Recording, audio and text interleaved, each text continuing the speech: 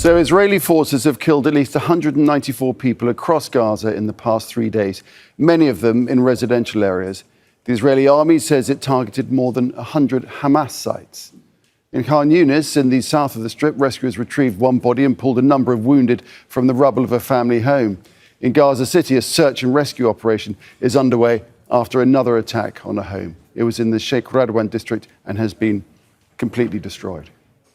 And these are the latest pictures out of al-Nusrat refugee camp in central Gaza, where an Israeli strike injured babies and children.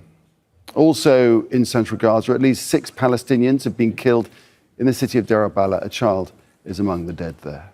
OK, let's cross to Hani Mahmoud in Deir al-Balah, who's live for us there in central Gaza. So, Hani, really attacks have been ramping up in the last few days.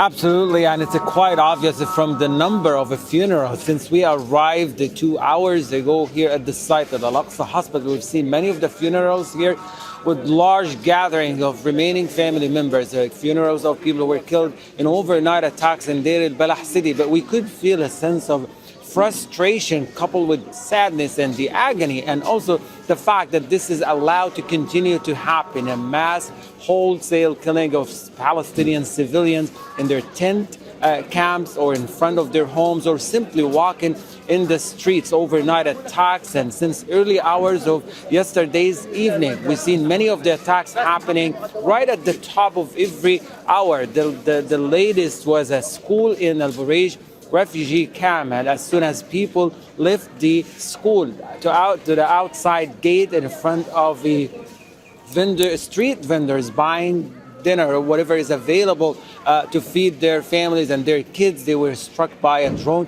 missile, killing 4 people right at the spot, particularly the majority of them children. 3 of the children arrived as of early hours of yesterday's evening to the hospital.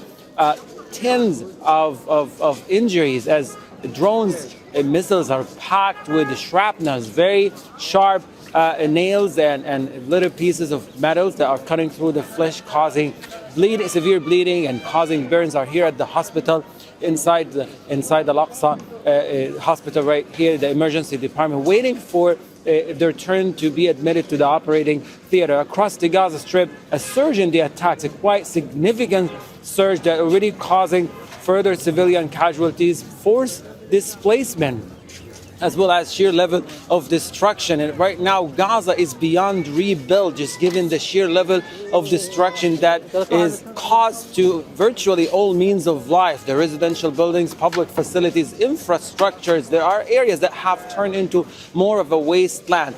The Israeli military justified these attacks as it was operating against militants and Hamas members across the Gaza Strip, cataloging 100 attacks or strikes across the Gaza Strip. But when we compare this narrative to what we see on the ground, the gap seems to be getting bigger and bigger between what the statements are talking about versus what we see on the ground. Women and children are making up the vast majority of casualties of these attacks. The Israeli military continues to talk about the use of precise ammunition to target militants and Hamas members across the Strip. But what we see here coming as ambulance pulled up in the courtyard of the hospital, more of the children, more of the women are in fact the target of these attacks. Also, these statements, we've been following them for the past months, and these seem to be quite the same, offering no substantial evidence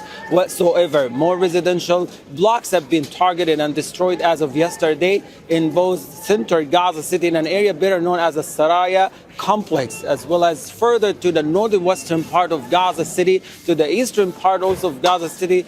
Further northern part, the ongoing demolition of homes and destruction continue to happen with no let up in sight for these attacks. Yeah, no let up in sight. That's the phrase, isn't it? All right, Hani, we'll leave it there for now. Hani Mahmoud reporting there from central Gaza. Make sure